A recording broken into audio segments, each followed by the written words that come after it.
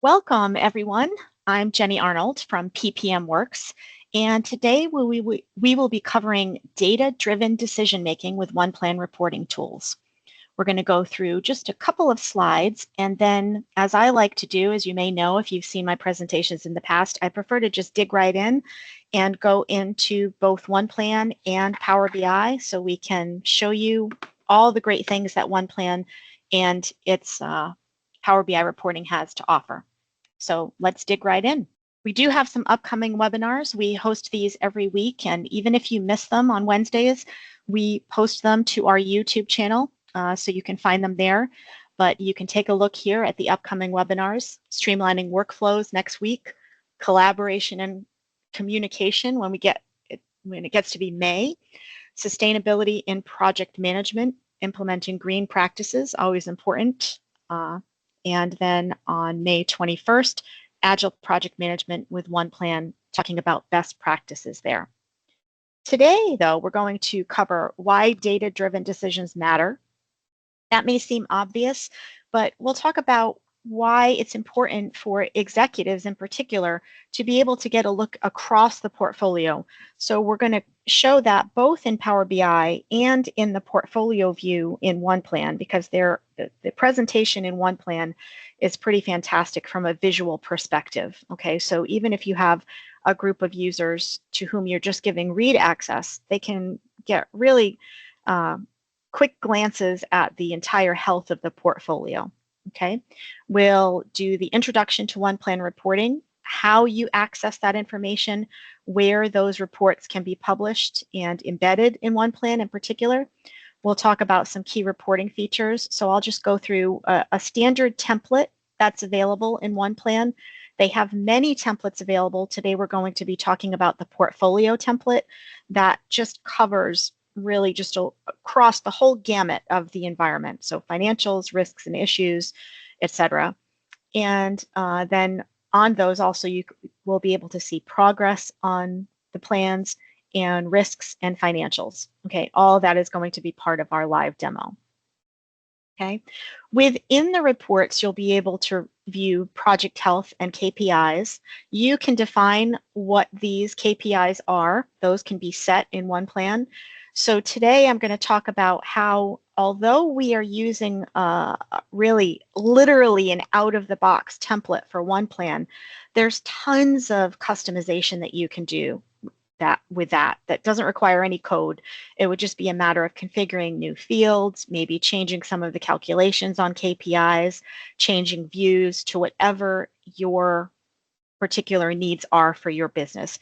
We have many clients, and honestly, I don't have a single client that just uses an out-of-the-box environment. You certainly can, and many of them just start with that environment. But then what you can do is you can add on to that. So you can get your team started with just the out-of-the-box environment. We can get that up and running in just a few hours. And then what you can do is customize based on your needs, okay? And when I use the word customize, what I really mean is configure. There's not much that needs to be customized with code or any of that, although you can also do that if you want to take it to the next level. The thing that we love about OnePlan on the PPM Works team is its customization and its adaptability for the various processes of different clients. Okay, so let's just dig right into that demo. Okay, so what I'm going to do is I'm going to share my window here. Okay, and I'm looking at the report now, but I'm going to go right into OnePlan. And here in OnePlan, this is my portfolio view. You can see I'm just shrinking this. I have a very wide monitor that I shrink for the sake of these presentations, okay? But it will give you a scroll bar here on the bottom so you can see all of the columns that are in this view.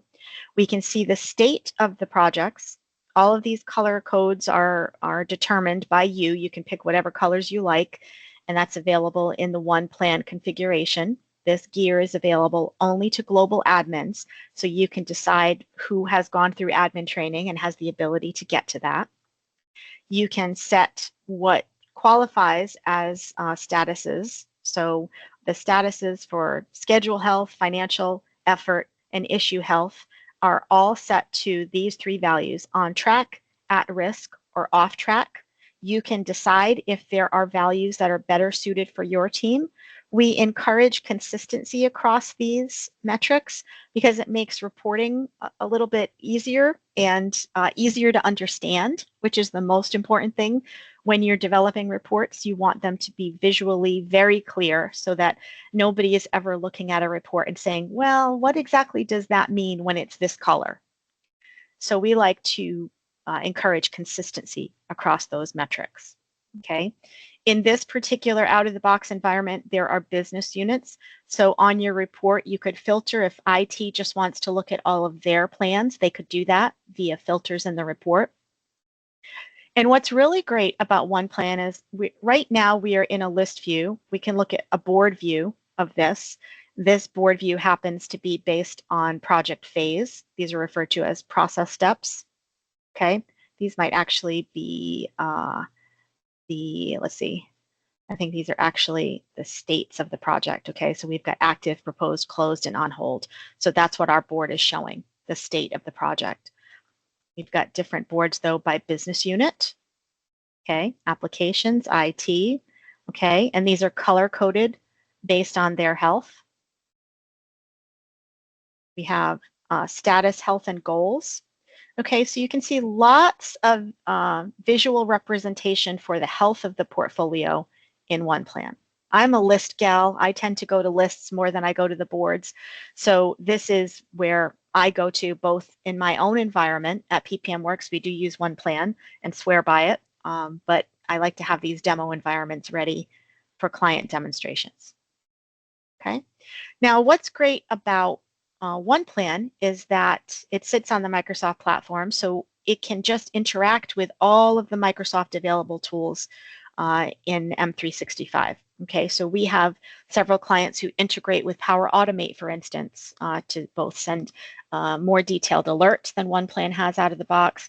We have integrations that allow for users to upload plans in bulk, upload risks, upload financials. If we go into a particular plan here, I'll go into my favorite data warehouse migration plan.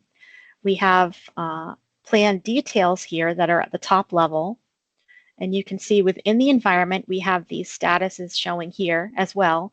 And then within the tool, you can have status trends. So this is going to track what the trends were over the last several weeks so that you can follow the pattern of this plan. Okay, you can report on those as well. Okay, you've got planned activities, and you can see you have a combination of currency fields. We have project effort for hours. We have a whole project financial section. And then when we are back in the portfolio, if I come back here to my portfolio view, over on the right-hand side here, you can see that we've got these budget benefits numbers here as well. Okay, so these are going to carry through. Now, something that is coming out in an upcoming release, just this coming Friday, is the roll-up behavior for this data is going to be greatly improved. So, you're going to be able to see really from a top-level view what the roll-up of this data is. So we're already looking at that here in this demo environment, which is great. Okay, another addition that is coming out this coming weekend is there's going to be the ability for users to create their own plan level reporting here in the dashboard. Now, what that means is right now I'm looking at an embedded Power BI report here. So this Power BI report is published here to a workspace that I have created on the Power BI service. This is connected to the data in this APM environment that I'm looking at here. Okay, I'll go back to this list.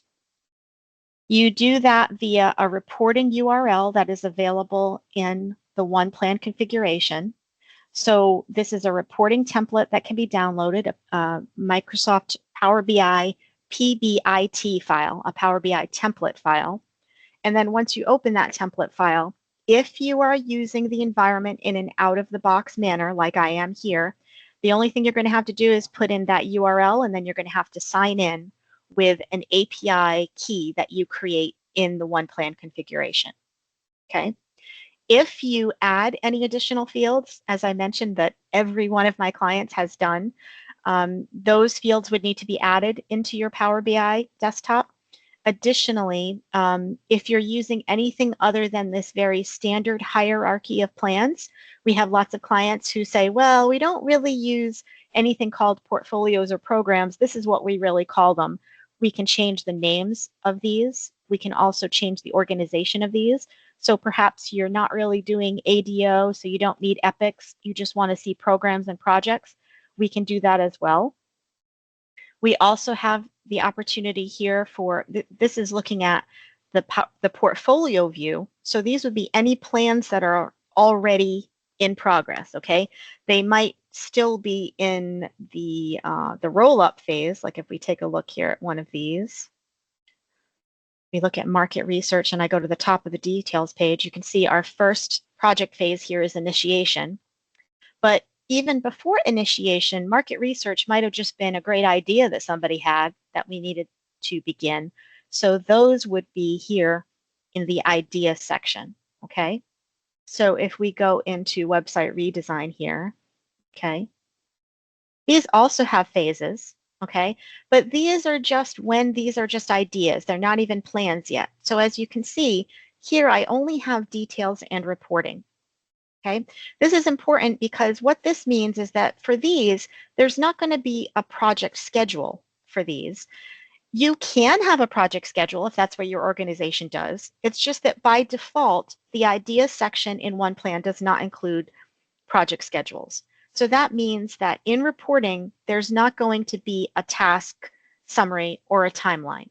Okay, so this is a timeline for our portfolio. But then if we look at a risk summary, for instance, these would more be what's the equivalent of a work level field. So risks and issues are tracked at the work level. That means they're parallel with project schedules. That's just sort of semantics in terms of where they are tracked in OnePlan, but it gives you lots of flexibility if you have other things that you need to track besides risks and issues. We have several clients that track, for instance, lessons learned, or they use more of a RAID model where they're tracking risks, actions, issues, and decisions. Okay, we have another client who tracks SKUs.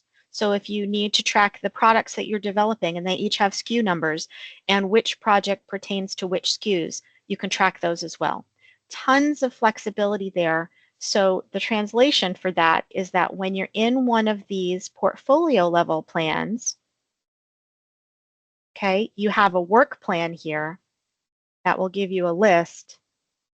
And here you can see I have schedules, backlogs if you're connected to Azure DevOps or you use those kinds of sprints and you want to track those backlogs, risks, issues, perhaps any project changes. Let me take a look here at changes so you can see what these forms look like. We've got a quick edit form here that you can see where you can track all of those change descriptions and schedules. So many, many options here for adding different work types. Okay, we find this is very beneficial to clients. And then back on the details page, this would be your project level or plan level fields here at the topmost level. Financials will track here. So this means you can have several different, what I like to call capture points. They're cost types in OnePlan. So we might have what your ongoing budget is. This would be your day-to-day working copy here. What your forecast cost is if you want to snapshot your budget, and then what your actual cost is. You might want to integrate this from an outside system where you could import this data from your financial tool, maybe a ServiceNow module or BPC, SCAP, whatever you use for your financial modules. And then you can track what the benefits, the revenue, and the cost savings are on these projects as well. Expense types are editable. You can decide if you wanted these to be choice fields, for instance. You can decide what your cost categories are. You can add descriptions into these. Okay, and all of this will be reportable once you put this data in here. And then you can look at this right now. It's just looking at calendar year January 25 through December 25. Okay, that's just what this default module is.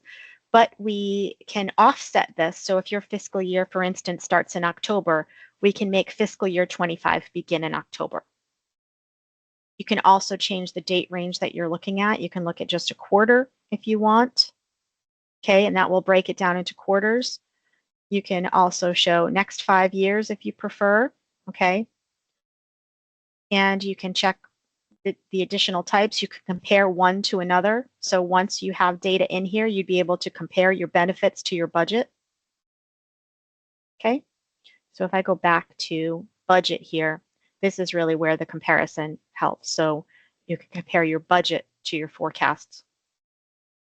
Okay, because we're in the budget now, this is where you'd be editing data, and then you can see it compared to the forecast. Okay. But all of this translates into the ability to report on these financial summaries across your environment. Okay. You can look at different portfolios. So here, if you see these, I'm going to zoom in on this a bit more so you can see it a bit better. Okay.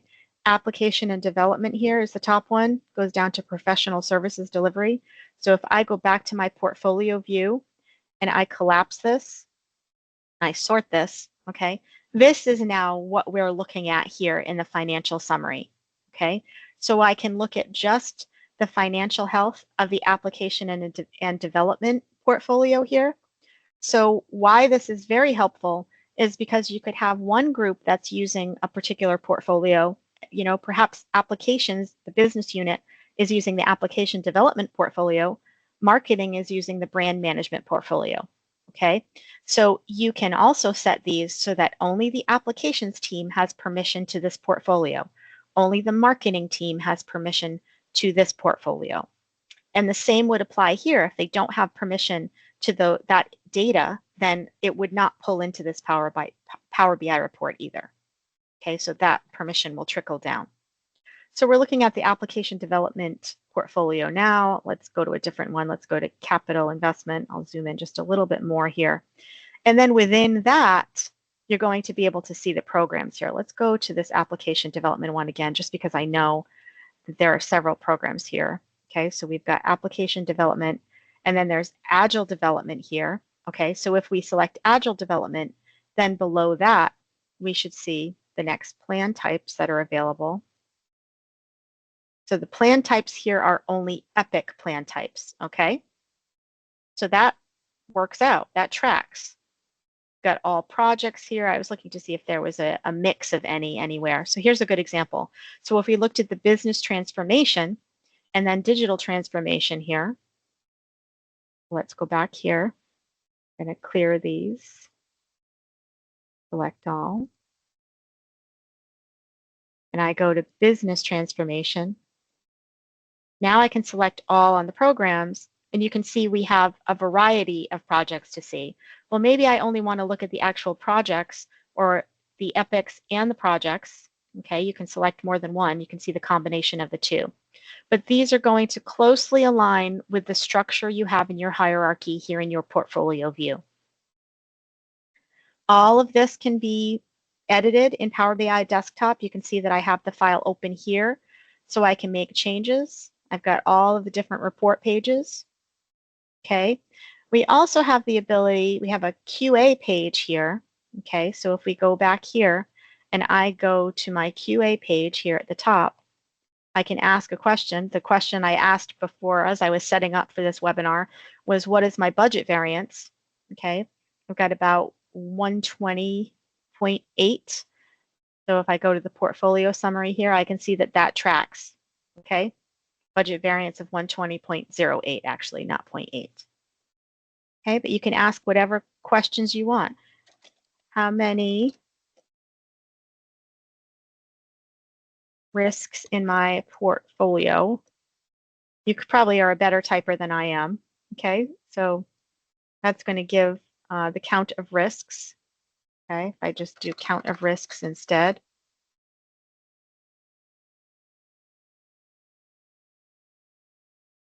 Okay, so 2 risks. Now that could be filtered by active risks. Now keep in mind, these are still AI. I would have expected the count there to be 4. That's what it should be showing. The AI here, you know, maybe needs a little bit of work, but then you could decide in Power BI Desktop you know what, that's not behaving as well as I want it to, so I'm just going to hide this page, and then you could republish the report to your workspace. Okay, so the order of operations I went through here was I downloaded the template from the OnePlan environment. PPM Works can help with that. It can be a lot to follow initially.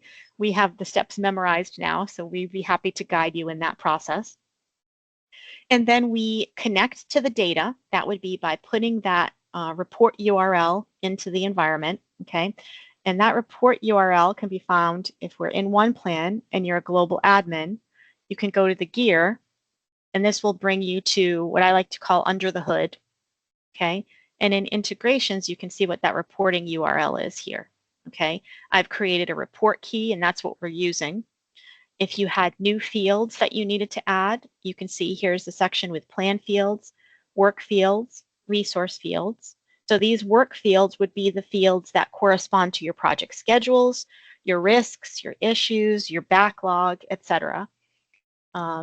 You have various insights that you can track. Okay, because I've only just created this environment in the last day or two, I don't have any insights that show yet, but when I'm in OnePlan, the insights appear on the home page and they would be tracked here. Okay, so you see I don't have any insights to show yet. However, down here, I can see the plans that I've been in recently. Okay, if I marked any plan as a favorite, there's a little bookmark indicator on each plan. They would show here. I make great use of that in my own environment because as a project manager, I have 5 or 6 plans that I'm going into all the time. And so I just mark those as a favorite so I can get to them quickly. I also have the ability to change the layout of this page. So for me, I like to have the plans list on top. Let me see if I can shrink this page a bit, show you a bit more so you can see how I'm changing this layout. And then what I do is I drag this down below plans, and then I make this change. Okay, so I like to have this showing right on the top, and it just makes it a little faster. Again, I have a very wide and not very tall monitor, so I like to have things stretched out sideways, and I like to have everything close to the top. It just makes for a better work experience for me. But it allows you to customize that. Okay, so again, from the portfolio view, I just want to show you can get to the dashboard here. This report that I have published to the Power BI service has been embedded here in the environment with all of the pages that we saw on the left-hand side here. It will display here on the bottom. Okay, any pages that we've hidden will not show here. You can see your financial health for your projects, cumulative cost,